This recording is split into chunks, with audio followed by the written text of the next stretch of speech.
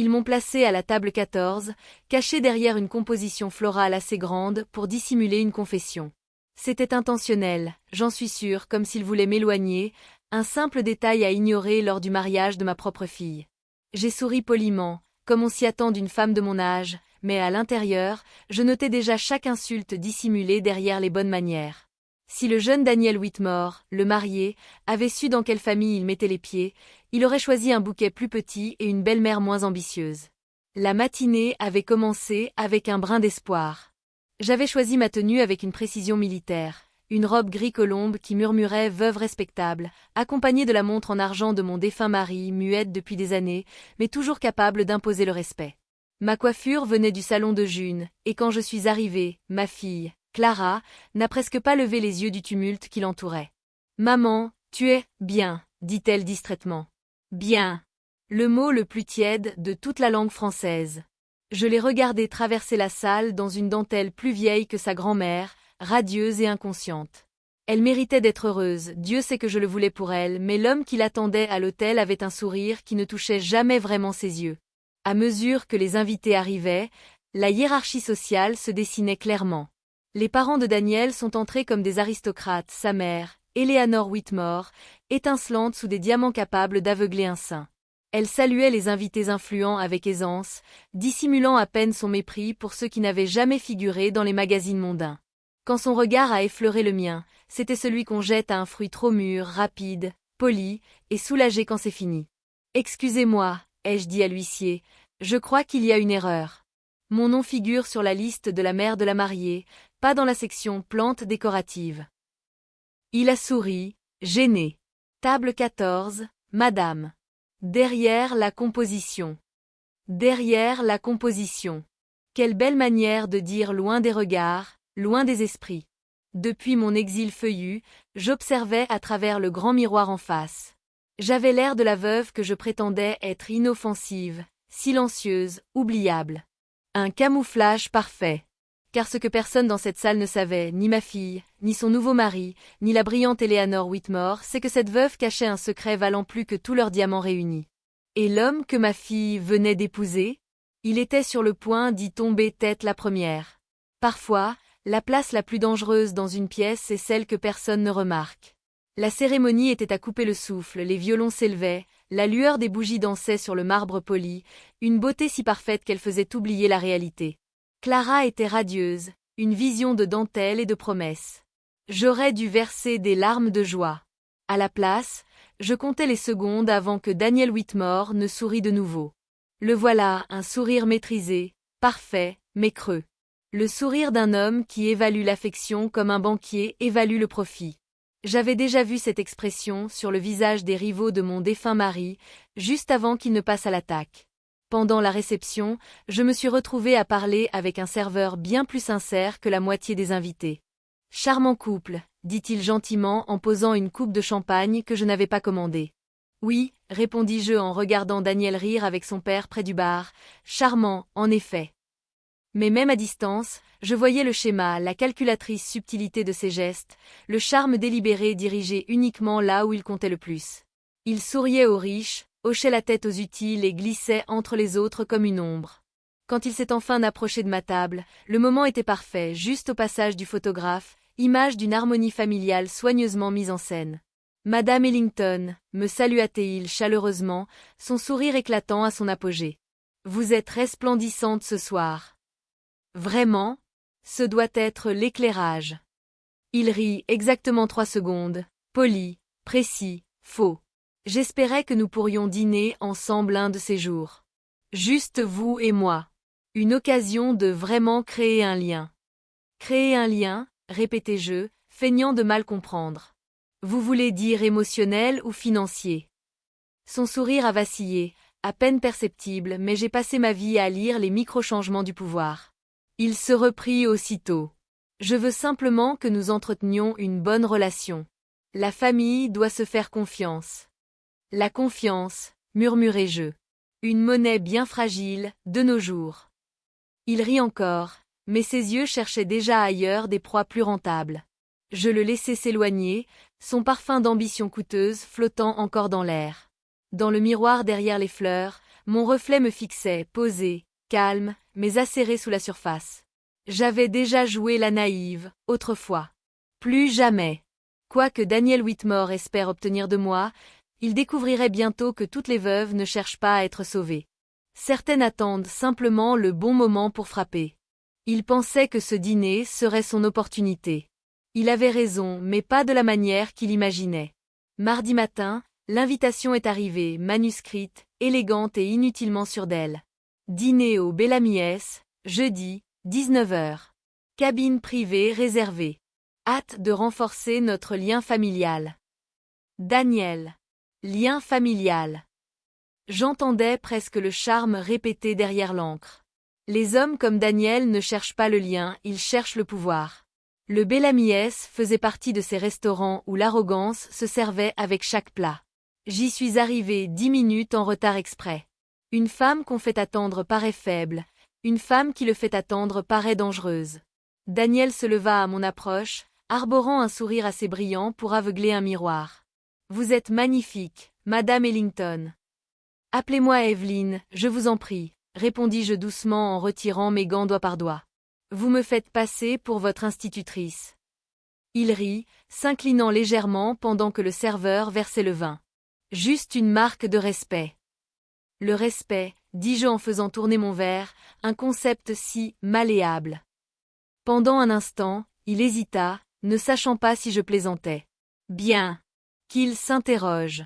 La première demi-heure s'écoula en banalité, ses projets, sa vision de l'avenir, ses questions subtiles sur ma manière de vivre seule.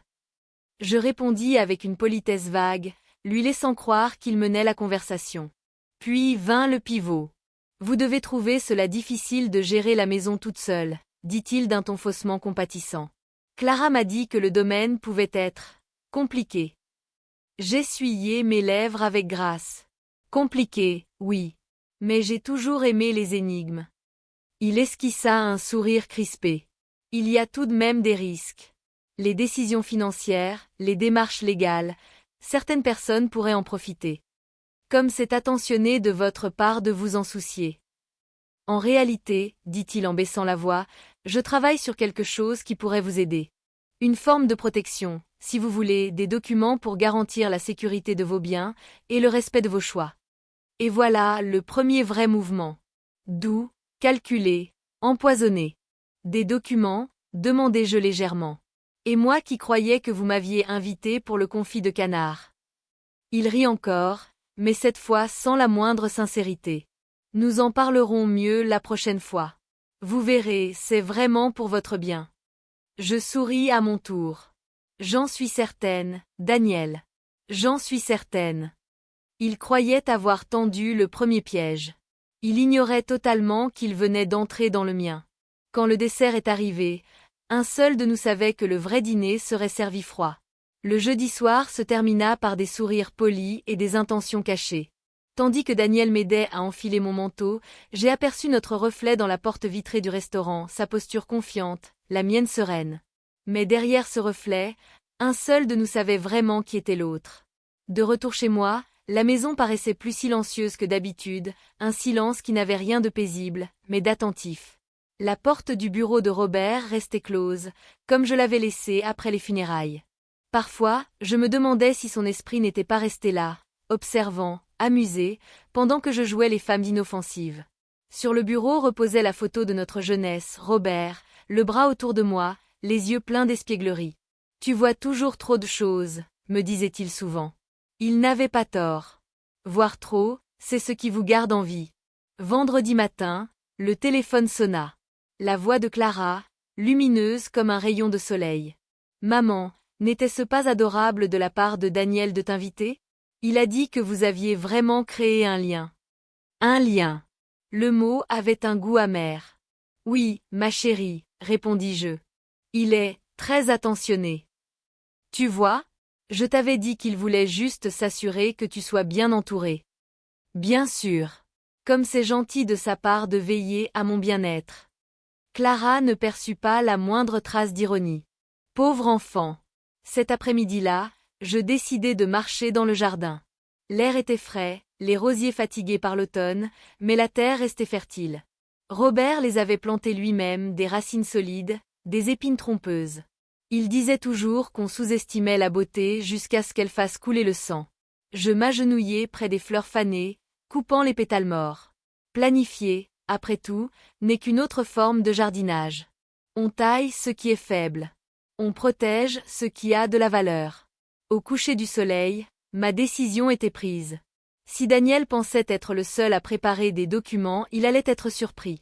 J'avais survécu à un mariage rempli de contrats, d'investissements et de petites lignes en bas de page.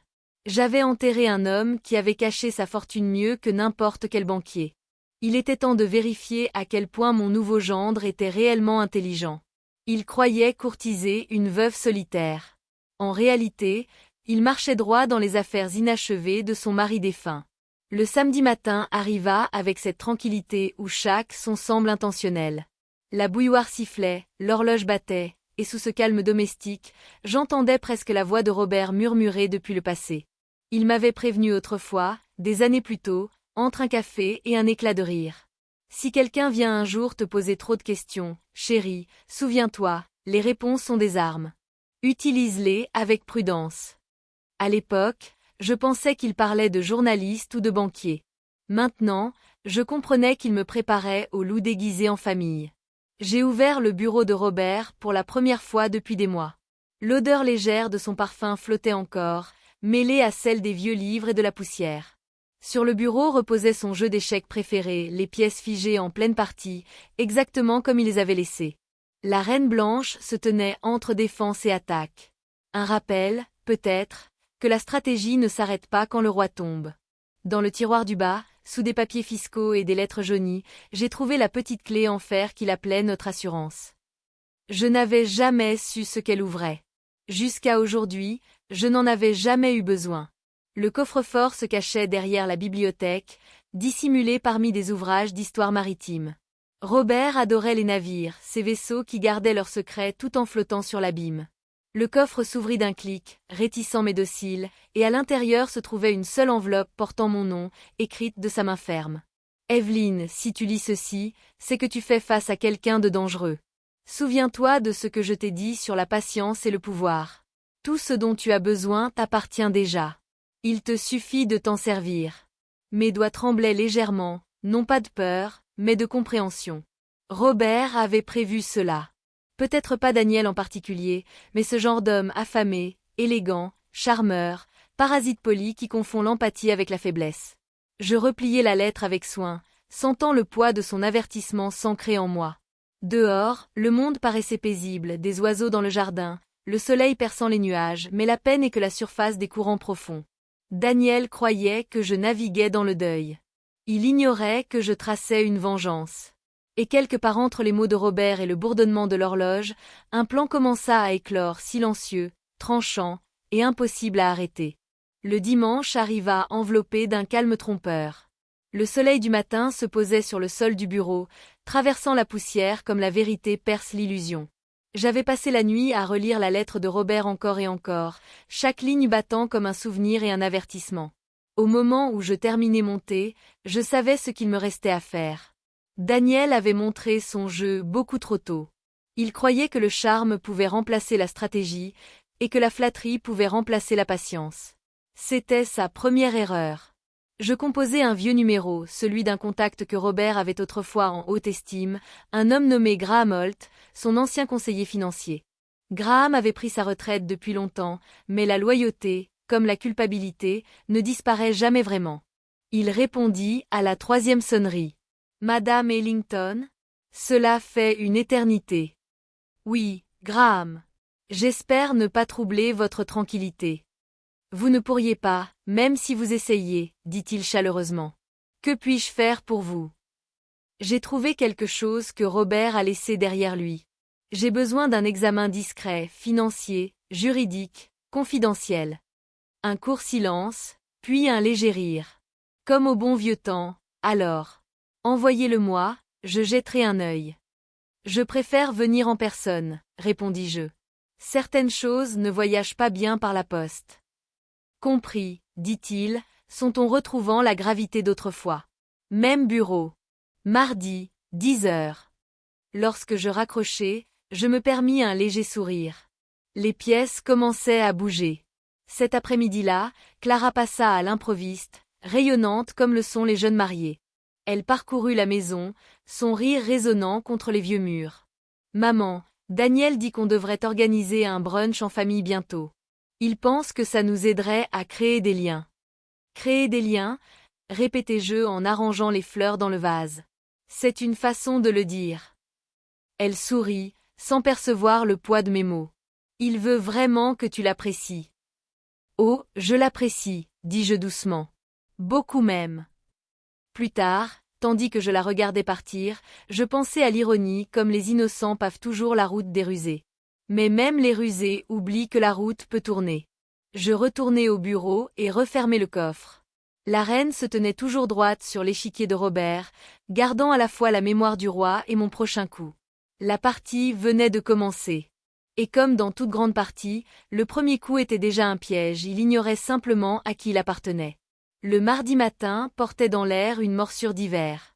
Je m'habillai avec soin, manteau de laine gris, gants de cuir, une touche de rouge à lèvres. Les apparences sont une armure, et je n'avais pas l'intention d'entrer dans le bureau de Graham Holt sans être protégé.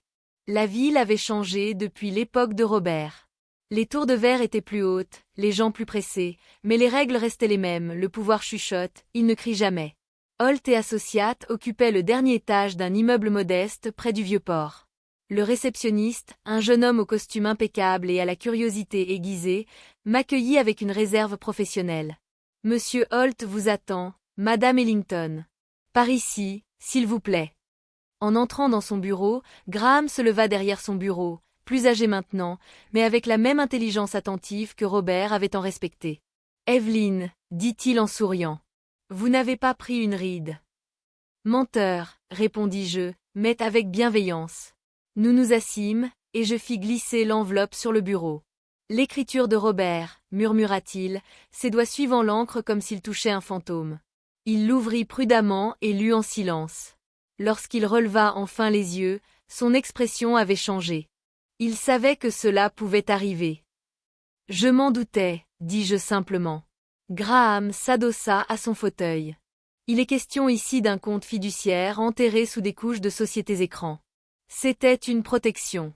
Quiconque tente d'interférer avec vos finances déclenchera un système d'alerte conçu par Robert lui-même. Un homme brillant. » Je laissai échapper un léger sourire.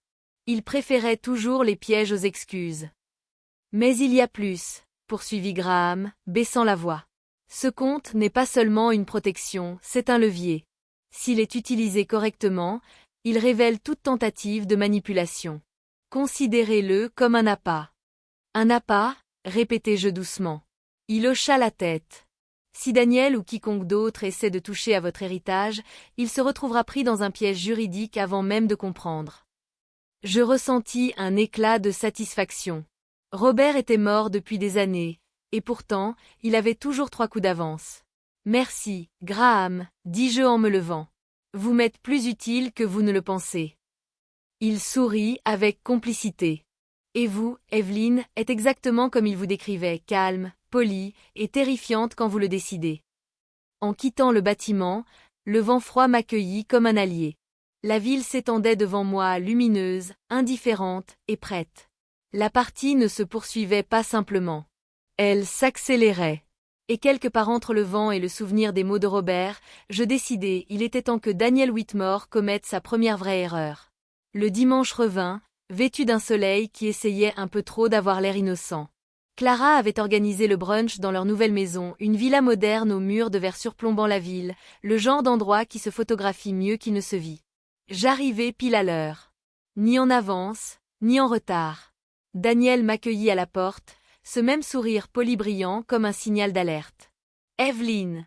Quel plaisir! Vous êtes radieuse. »« Et vous, vous semblez répéter, » répondis-je doucement, lui tendant un bouquet de lys. Il rit, incertain de savoir si c'était de l'humour ou une pique.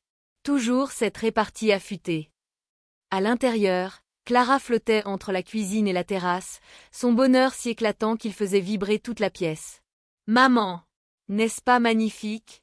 Daniel a tout choisi lui-même. » Bien sûr qu'il a fait, dis-je en observant la pièce, les photos parfaitement alignées, la perfection stérile d'une maison trop neuve pour être vraie.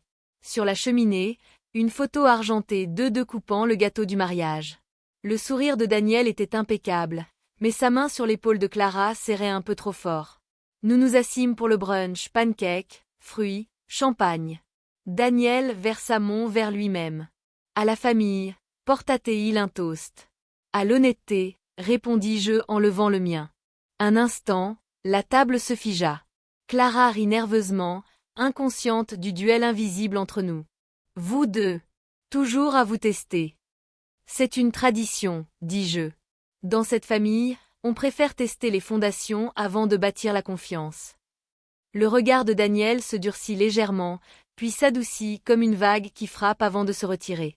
En parlant de fondation, Evelyne, Clara m'a dit que votre propriété aurait besoin d'un peu de gestion. Je pourrais vous aider, m'occuper des papiers, simplifier les démarches. Généreux, murmurai-je. Mais inutile. Robert m'a toujours appris à ne pas remettre le stylo tant qu'il reste de l'encre. Clara applaudit soudain. Oh! Le dessert. Attendez de voir ce que Daniel a préparé. Elle disparut dans la cuisine. Le silence qui suivit était tranchant. Daniel se pencha vers moi.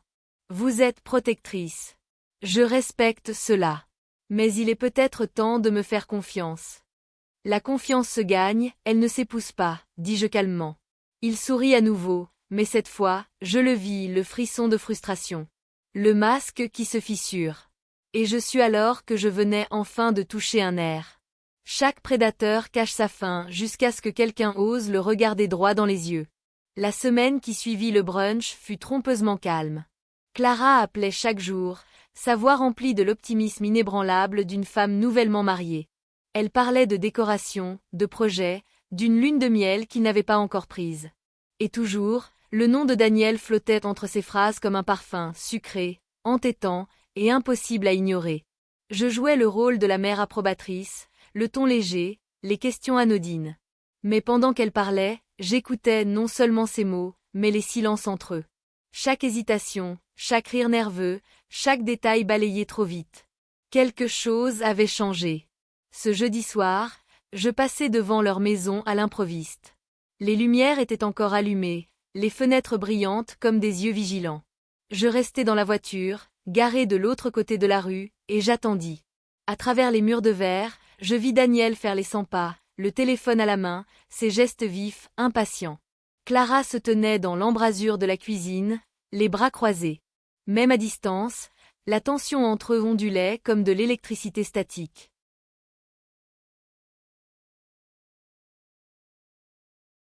Puis, brusquement, il se tourna trop vite, trop près. Clara eut un sursaut. Ma main se crispa sur le volant. Cela ne dura qu'un instant, puis il se radoucit, s'avançant avec une excuse. Le genre d'excuse qui ne guérit pas, mais qui fait taire. Je restai là plus longtemps que je ne l'aurais dû, observant jusqu'à ce que les lumières s'éteignent, jusqu'à ce que l'illusion de paix recouvre à nouveau leur maison parfaite. Sur le trajet du retour, la voix de Robert me revint, écho d'un vieil avertissement. Le contrôle, Evelyne, ne commence pas avec le pouvoir, il commence avec l'observation. Au moment où j'atteignis mon portail, ma décision était prise. L'observation ne suffisait plus. Il était temps que Daniel ressente ce que cela fait d'être observé. Le lendemain matin, je contactai une enquêtrice discrète, une femme nommée Lydia Crane, une ancienne connaissance de Robert. Sa réputation reposait sur le silence. J'ai besoin qu'on garde un œil sur quelqu'un, lui dis-je. Discrètement. Sans confrontation, juste, la vérité. La vérité a un prix, répondit-elle. Je suis prête à le payer. Et en raccrochant, je réalisai l'ironie, le même piège que Daniel essayait de tendre autour de moi se refermait désormais sur lui. Chaque menteur croit contrôler l'histoire jusqu'à ce que quelqu'un d'autre commence à tourner les pages. Lydia Crane travaillait vite. Dès le lundi matin, elle m'avait déjà envoyé sa première mise à jour, un court message crypté, accompagné d'une photo. Daniel. Devant un bâtiment inconnu. Ni une banque, ni un bureau ordinaire, autre chose. Un cabinet d'avocat privé, discret et coûteux. Le genre qui ne fait pas de publicité, mais qui prospère dans le silence. J'étudiai l'image longuement. Il était vêtu avec son élégance habituelle, costume anthracite, bouton de manchette brillant, téléphone en main. Mais son expression n'était plus la même. Dépourvu de façade. Il avait l'air tendu. Acculé, même. Le message de Lydia était bref. Rencontre avec un certain Pierce. Est reparti avec des documents.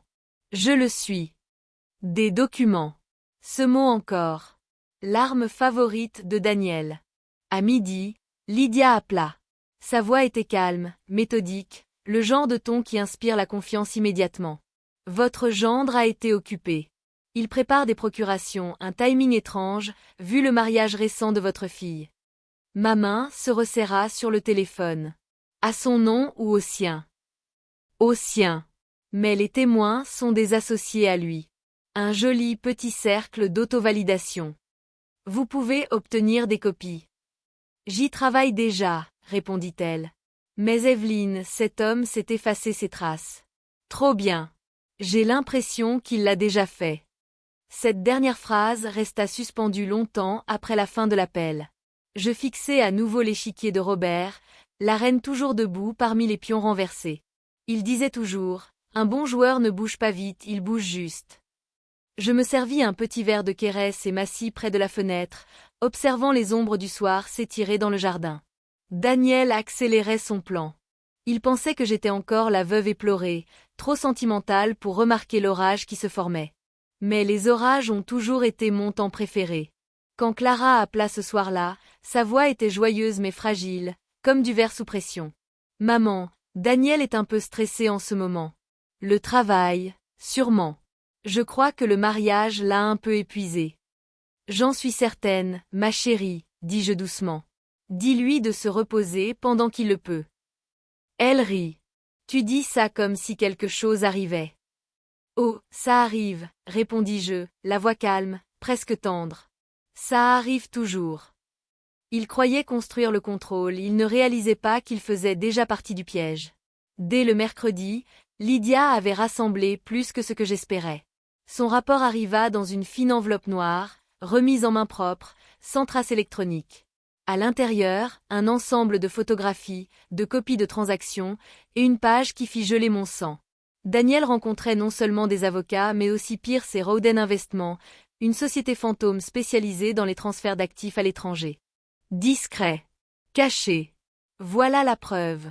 Pas une théorie, pas une suspicion, mais la signature incontestable d'une trahison. Je fixai la page, les chiffres alignés comme des soldats prêts pour la guerre. Le nom de Clara apparaissait 3 fois, chacun lié à de nouvelles réallocations de fiducie. Un vol légal déguisé en politesse. La note de Lydia en bas disait « Si cela continue, le contrôle financier de votre fille disparaîtra dans 2 mois. Recommandation, contre-mesure légale préventive. » Préventive. Un mot que Robert aurait adoré. Ce soir-là, j'appelai Graham Holt. Il répondit rapidement, son ton grave avant même que je ne parle. « J'imagine que vous avez vu quelque chose. » « Oui, répondis-je. Et nous allons l'arrêter avant que ça ne commence. » Il expira doucement.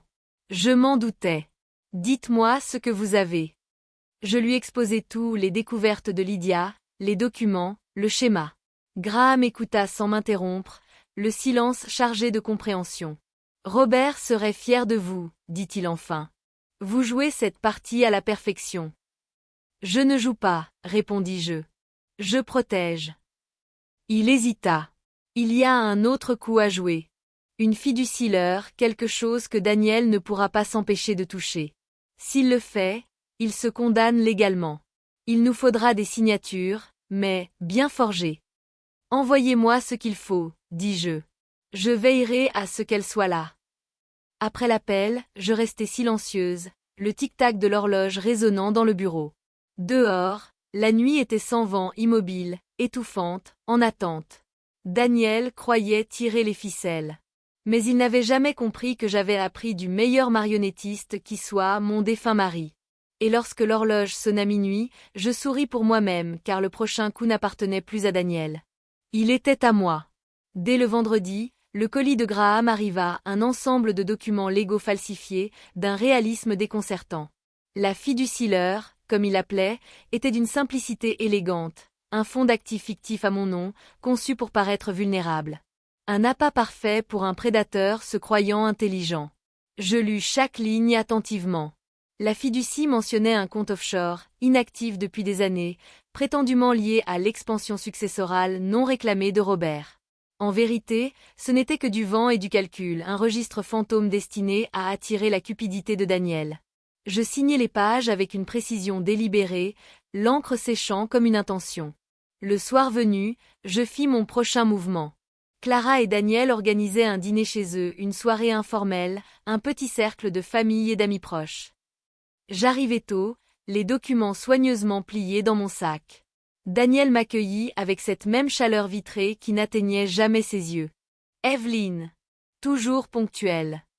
Les vieilles habitudes ont la vie dure, répondis-je en souriant. J'ai apporté quelque chose pour vous deux. Sa curiosité vacilla, une avidité déguisée en politesse. Pour nous. Pour Clara, techniquement, dis-je en lui tendant l'enveloppe. Quelques anciens papiers financiers de Robert. Je me suis dit qu'elle apprécierait de savoir comment son père voyait les choses. Puis, brusquement, il se tourna trop vite, trop près. Clara eut un sursaut. Ma main se crispa sur le volant. Cela ne dura qu'un instant, puis il se radoucit, s'avançant avec une excuse.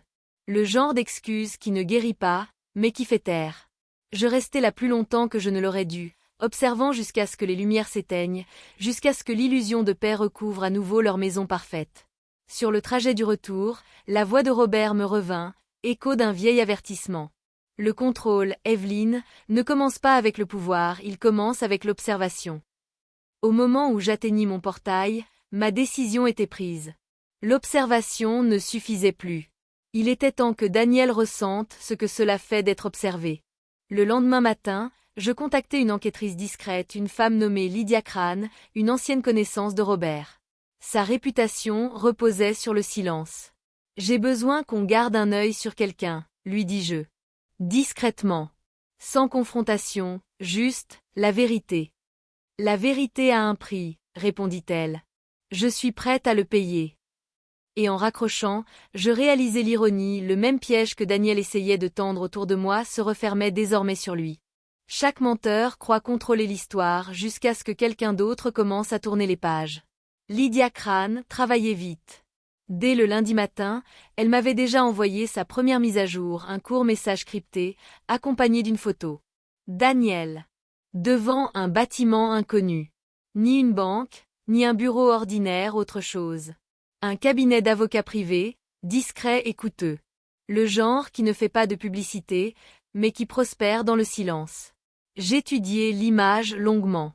Il était vêtu avec son élégance habituelle, costume anthracite, bouton de manchette brillant, téléphone en main. Mais son expression n'était plus la même. Dépourvu de façade. Il avait l'air tendu. Acculé, même. Le message de Lydia était bref. Rencontre avec un certain Pierce. Est reparti avec des documents. Je le suis. Des documents. Ce mot encore. L'arme favorite de Daniel. À midi, Lydia appela. Sa voix était calme, méthodique, le genre de ton qui inspire la confiance immédiatement. Votre gendre a été occupé. Il prépare des procurations, un timing étrange, vu le mariage récent de votre fille. Ma main se resserra sur le téléphone. À son nom ou au sien? Au sien. Mais les témoins sont des associés à lui. Un joli petit cercle d'auto-validation. Vous pouvez obtenir des copies. J'y travaille déjà, répondit-elle. Mais Evelyne, cet homme s'est effacé ses traces. Trop bien. J'ai l'impression qu'il l'a déjà fait. Cette dernière phrase resta suspendue longtemps après la fin de l'appel. Je fixai à nouveau l'échiquier de Robert, la reine toujours debout parmi les pions renversés. Il disait toujours, un bon joueur ne bouge pas vite, il bouge juste. Je me servis un petit verre de Kérès et m'assis près de la fenêtre, observant les ombres du soir s'étirer dans le jardin. Daniel accélérait son plan. Il pensait que j'étais encore la veuve éplorée, trop sentimentale pour remarquer l'orage qui se formait. Mais les orages ont toujours été mon temps préféré. Quand Clara appela ce soir-là, sa voix était joyeuse mais fragile, comme du verre sous pression. « Maman, Daniel est un peu stressé en ce moment. Le travail, sûrement. Je crois que le mariage l'a un peu épuisé. J'en suis certaine, ma chérie, dis-je doucement. Dis-lui de se reposer pendant qu'il le peut. Elle rit. Tu dis ça comme si quelque chose arrivait. Oh, ça arrive, répondis-je, la voix calme, presque tendre. Ça arrive toujours. Il croyait construire le contrôle, il ne réalisait pas qu'il faisait déjà partie du piège. Dès le mercredi, Lydia avait rassemblé plus que ce que j'espérais. Son rapport arriva dans une fine enveloppe noire, remise en main propre, sans trace électronique. À l'intérieur, un ensemble de photographies, de copies de transactions, et une page qui fit geler mon sang. Daniel rencontrait non seulement des avocats mais aussi Pierce et Rowden Investment, une société fantôme spécialisée dans les transferts d'actifs à l'étranger. Discret. Caché. Voilà la preuve.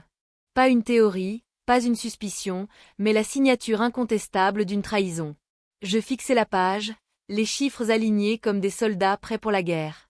Le nom de Clara apparaissait 3 fois, chacun lié à de nouvelles réallocations de fiducie. Un vol légal déguisé en politesse. La note de Lydia en bas disait « Si cela continue, le contrôle financier de votre fille disparaîtra dans 2 mois.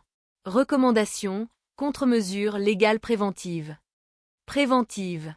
Un mot que Robert aurait adoré. Ce soir-là, j'appelai Graham Holt.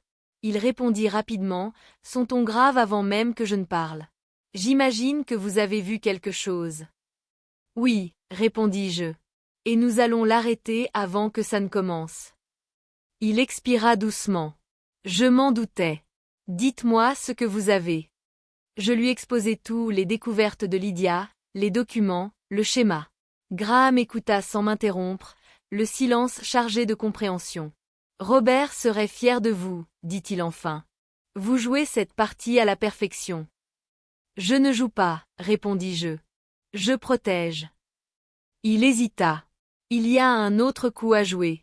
Une fiducie leur, quelque chose que Daniel ne pourra pas s'empêcher de toucher. S'il le fait, il se condamne légalement. Il nous faudra des signatures, mais bien forgées. Envoyez-moi ce qu'il faut, dis-je. Je veillerai à ce qu'elles soient là. Après l'appel, je restai silencieuse, le tic-tac de l'horloge résonnant dans le bureau. Dehors, la nuit était sans vent, immobile, étouffante, en attente. Daniel croyait tirer les ficelles. Mais il n'avait jamais compris que j'avais appris du meilleur marionnettiste qui soit mon défunt mari. Et lorsque l'horloge sonna minuit, je souris pour moi-même car le prochain coup n'appartenait plus à Daniel. Il était à moi. Dès le vendredi, le colis de Graham arriva, un ensemble de documents légaux falsifiés, d'un réalisme déconcertant. La fiducie leur, comme il appelait, était d'une simplicité élégante, un fonds d'actifs fictif à mon nom, conçu pour paraître vulnérable. Un appât parfait pour un prédateur se croyant intelligent. Je lus chaque ligne attentivement.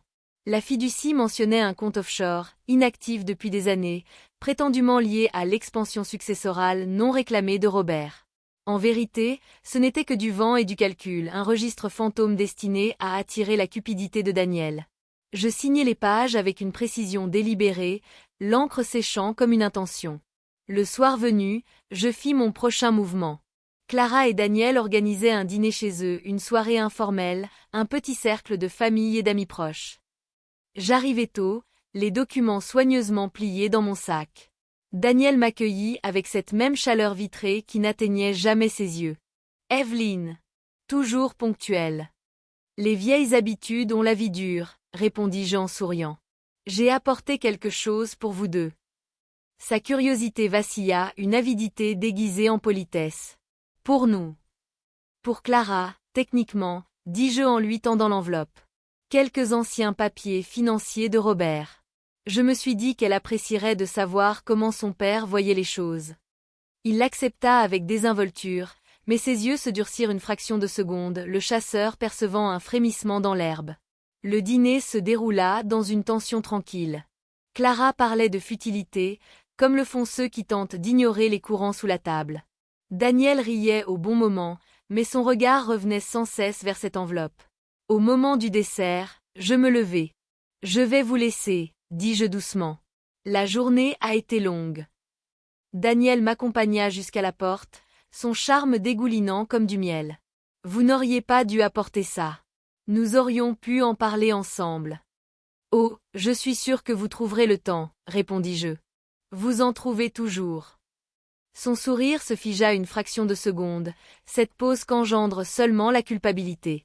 En sortant dans la nuit, je sus que l'appât avait été pris. La ligne était tendue. Le piège était posé. Au moment où il ouvrirait cette enveloppe, Daniel ne trouverait pas un simple document, il trouverait le début de sa propre chute.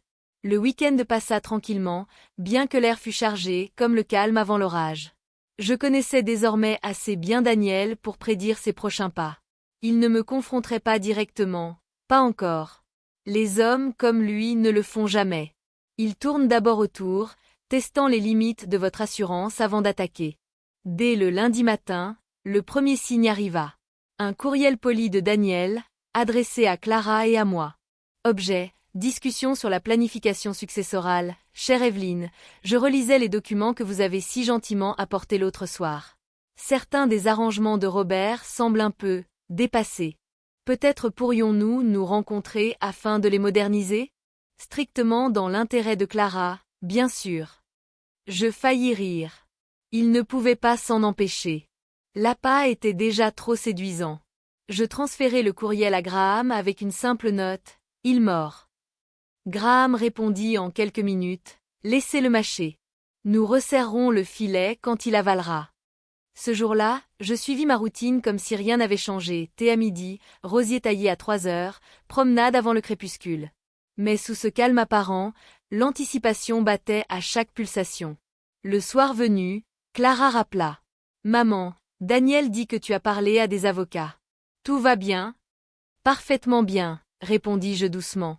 Ton mari est simplement très méticuleux. Elle hésita. Il veut juste s'assurer que tout soit équitable. L'équité, murmurai-je. Un mot si fragile. Dis-moi, ma chérie, t'a-t-il parlé de nouveaux investissements récemment? Un silence. Puis, en fait, oui. Quelque chose à propos de placements internationaux. Pourquoi?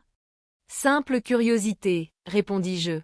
Tu me connais, j'aime garder un œil sur les détails. Après avoir raccroché, je restai à la fenêtre, regardant les lampadaires s'allumer un à un. Chaque halo de lumière me rappelait une vérité que Robert répétait souvent. Les gens révèlent leurs intentions comme la lumière révèle les formes, lentement, mais toujours complètement.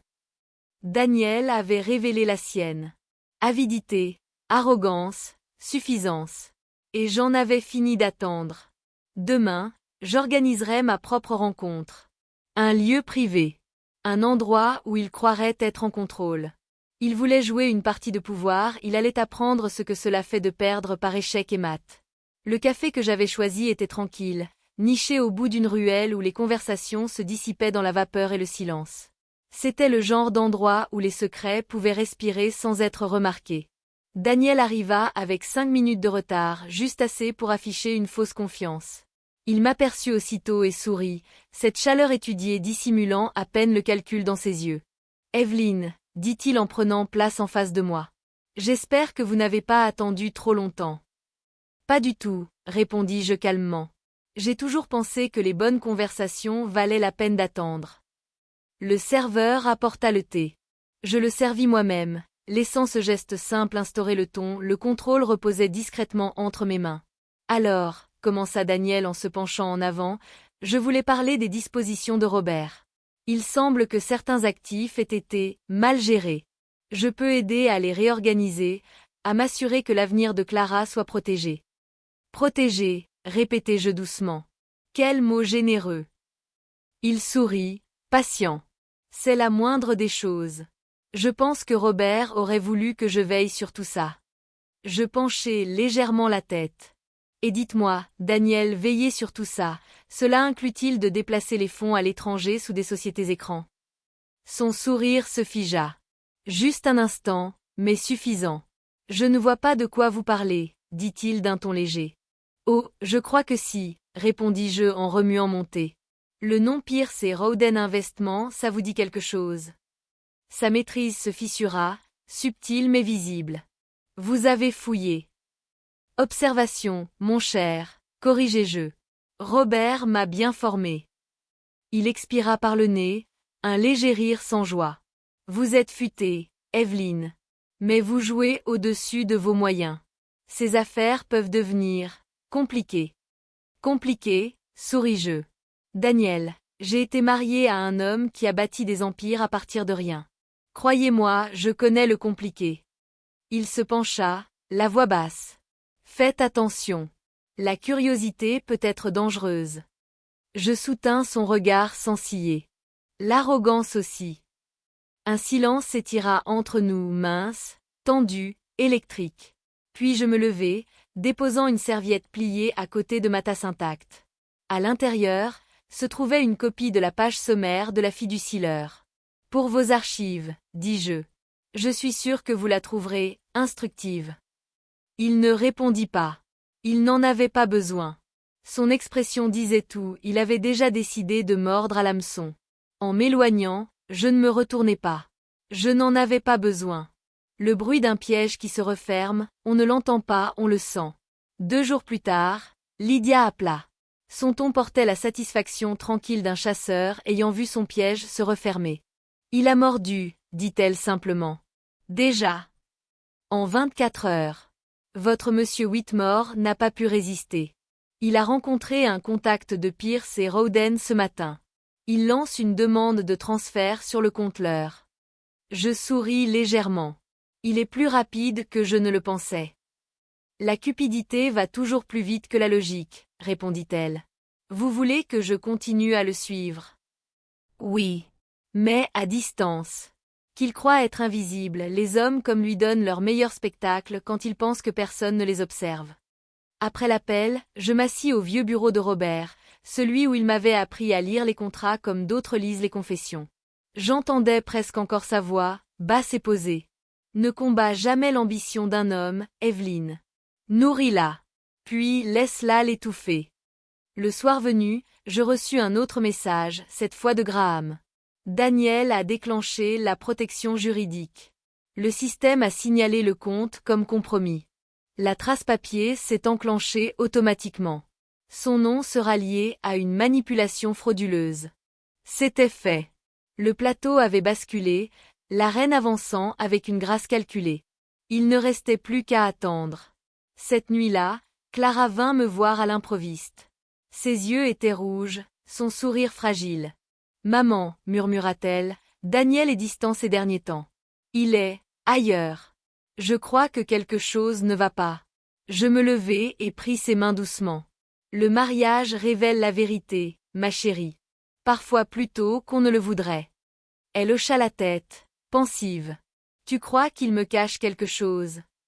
J'hésitai assez longtemps pour paraître sincère, pas assez pour sembler incertaine. Tout le monde cache quelque chose, Clara. Mais la vérité finit toujours par sortir. Lorsqu'elle partit, je restai devant la fenêtre, l'air nocturne chargé d'une victoire silencieuse. Quelque part, Daniel fixait son écran, réalisant trop tard que la toile qu'il avait tissée se resserrait autour de lui. Et je n'avais pas eu besoin de lever le petit doigt. Il croyait voler une veuve, il n'avait jamais compris qu'il pénétrait dans le dernier piège parfait de son mari. À la mi-semaine, la pression sur Daniel était palpable, bien qu'il se déplaçât encore avec l'arrogance confiante d'un homme qui croit être intouchable. Je regardais de loin les auditeurs de Pierce et Rowden poser des questions précises. Chaque courriel, chaque appel téléphonique, le poussait un peu plus au bord du précipice. Ses réponses étaient hâtives, défensives, laissant des brèches que le système de Graham cataloguait silencieusement. Chaque frappe, chaque faux pas, construisait la cage invisible qui allait bientôt se refermer. Clara vint de nouveau ce soir-là. Elle n'avait pas besoin de poser de questions, ses instincts étaient plus aiguisés qu'elle ne le pensait. « Maman, dit-elle, la voix tendue, je crois, quelque chose va se passer. Je le sens. » Je pris sa main et la tins doucement, laissant sa tension se mêler à la mienne. « Oui, ma chérie. Le changement arrive. Mais souviens-toi, savoir n'est pas craindre. Nous regardons, nous attendons, et nous n'agissons que lorsque le moment est venu. » Elle hocha la tête, absorbant le calme de ma voix, bien que ses yeux trahissaient la tempête qui grondait en elle. Plus tard, je retournai au bureau de Robert, traçant du doigt les lignes de ses anciens notes. Chaque leçon, chaque stratégie murmurée qu'il m'avait transmise, résonnait avec un but. Patience. Précision. Observation. La reine ne se précipite pas, elle attend que le roi trébuche, que la toile se resserre autour de lui. Et Daniel trébuchait, inconscient que l'échec avait déjà été écrit à l'encre invisible. Il pensait contrôler le jeu, mais il était déjà un pion dans la partie de quelqu'un d'autre. À la fin de la semaine, la maîtrise de Daniel se fissurait. Son assurance affichée commençait à se briser sous le poids de questions qu'il ne pouvait ni ignorer ni répondre de manière convaincante. De mon point de vue, chacun de ses mouvements était prévisible. Le système que Graham avait mis en place le guidait maintenant comme des mains invisibles. Courriel non envoyé, appel sans réponse, excuses contredisant ses déclarations précédentes, tous les éléments du piège se mettaient parfaitement en place. Clara apparut de façon inattendue dans l'après-midi. Ses yeux cherchaient les miens. Désespérée de trouver des réponses que je ne pouvais donner sans révéler l'orchestration de tout cela. « Maman, j'ai vu Daniel aujourd'hui. Il avait l'air paniqué. Il y a quelque chose qui ne va pas. Je le sais. » Je la rapprochai, laissant la gravité du moment s'installer entre nous. « Oui, ma chérie. La vérité a le don de se révéler. Et parfois, elle le fait d'un coup. » Elle frissonna, un mélange de peur et de prise de conscience se dessinant sur son visage. « Tu crois que je le verrai venir un jour? » « Pas toujours, admis-je doucement. Mais savoir que les pièces bougent te donne une forme de pouvoir. Observe, surveille, et fais confiance à ton instinct. » Plus tard dans la nuit, je sirotais mon vin intact, écoutant la ville vibrer sous ma fenêtre. Quelque part, Daniel tissait sa toile plus vite, inconscient que chaque fil servait maintenant uniquement à l'enfermer. La patience était devenue une arme, la précision sa lame. Et bientôt, le dernier acte se déroulerait, ne laissant derrière lui que l'inévitable. Il pensait être le prédateur, mais la reine avait déjà resserré le filet. Le lundi arriva avec une tension qui flottait dans l'air comme du brouillard. Le monde de Daniel se délitait plus rapidement que je ne l'avais anticipé. Chaque appel du service conformité, chaque note de compte signalée, chaque entrée d'audit silencieuse était un fil qui se rompait, un pas de plus vers l'exposition. Je l'observais de loin, invisible, alors que les fissures dans sa maîtrise s'élargissaient. Il se parlait à voix basse, vérifiait ses courriels de façon obsessionnelle et tentait de couvrir les incohérences qu'il ne pouvait plus cacher. L'arrogance qui l'avait guidé si longtemps était devenue son bandeau. Clara passa ce soir-là. Son expression était prudente, presque craintive, mais il y avait une lueur de compréhension dans ses yeux. « Maman, dit-elle doucement, je crois qu'il est en difficulté. Je ne sais pas comment, mais je le sens. Il se passe quelque chose. » Je souris légèrement, tenant ses mains dans les miennes. « Oui, ma chérie. La tempête a commencé. Et parfois, tout ce que nous pouvons faire est de regarder la vérité suivre son cours. » Ses doigts se resserrèrent autour des miens. « Est-ce que ça va lui faire du mal? » « Seulement comme les conséquences le font toujours, » répondis-je calmement. « Mais certaines leçons sont nécessaires, peu importe leur amertume. » Plus tard, je retournai dans le calme de l'étude, laissant la nuit s'installer autour de moi. La chute de Daniel n'était plus théorique, elle se produisait, et il n'y avait aucune main pour l'arrêter sauf la sienne. Chaque plan qu'il avait conçu était désormais un piège pour lui-même. L'échec était proche. La reine avait joué parfaitement. Il croyait contrôler le jeu, mais le plateau avait déjà été retourné contre lui. À mercredi, les murs se refermaient. Le contrôle soigneux de Daniel sur le récit s'était effondré, remplacé par des tentatives frénétiques de colmater les brèches qu'il avait lui-même créées. Chaque système que Graham avait mis en place fonctionnait désormais en parfaite harmonie contre lui. Je l'observais en silence alors qu'il parcourait des rapports, vérifiait les journaux et passait des appels qui ne donnaient rien d'autre que plus de questions. La panique traversait son visage par éclairs, l'arrogance remplacée par le bord brut de la peur. Clara appela ce soir-là, sa voix tremblante mais insistante. « Maman, je l'ai vu aujourd'hui. Il est désespéré. Je ne comprends pas comment, mais tout s'effondre autour de lui. » Je laissai ces mots s'imprégner avant de répondre, veillant à garder mon calme. « Oui, ma chérie. Il voit les conséquences de ses propres choix. La vérité n'a pas besoin de notre aide pour le trouver, elle émergera d'elle-même. » Elle expira lentement, un mélange de soulagement et de tension dans son souffle. « C'est difficile à regarder. » « Ça l'est toujours, admis-je doucement. Mais souviens-toi, la force ne réside pas dans l'action précipitée, elle réside dans le fait d'observer et de connaître le bon moment pour agir. Plus tard, je m'assis au vieux bureau de Robert, traçant les motifs dans les journaux que Graham avait préparés. Chaque ligne, chaque entrée était un pas de plus vers l'inévitable. La toile s'était resserrée. Le piège était complet. Et Daniel, autrefois si sûr de lui, n'avait nulle part où se cacher. Il pensait être intouchable, mais tout empire bâti sur la cupidité finit par s'effondrer sous son propre poids. C'était jeudi lorsque les dernières pièces tombèrent en place. Le monde de Daniel, autrefois si méticuleusement contrôlé, s'était effondré sous le poids de sa propre ambition. Chaque système mis en place par Graham, chaque trace soigneusement plantée, convergeait vers une vérité unique et indéniable. Je l'observais dans l'ombre alors que Daniel réalisait, trop tard, que la toile qu'il avait tissée était désormais sa cage. Courriels inexpliqués, transactions signalées, et la trace papier inévitable, tout cela pointait directement vers lui. La panique avait remplacé l'arrogance. Chaque pas qu'il faisait ne faisait que resserrer le piège. Clara vint me voir ce soir-là, les yeux grands ouverts, mélange de peur, de soulagement et de compréhension naissante. « Maman, tout s'effondre. Il ne sait pas quoi faire. » Je pris ses mains, les tenant doucement. « Oui, ma chérie. Parfois, la vérité n'a pas besoin d'être forcée, elle se révèle d'elle-même.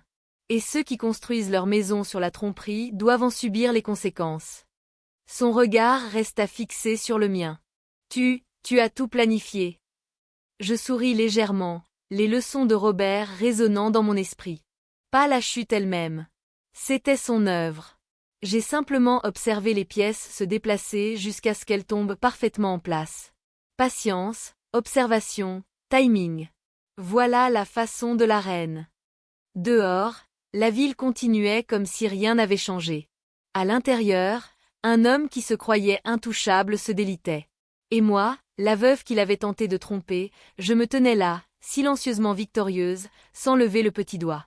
Il pensait tout me prendre, mais en vérité, il était tombé droit dans le dernier piège parfait.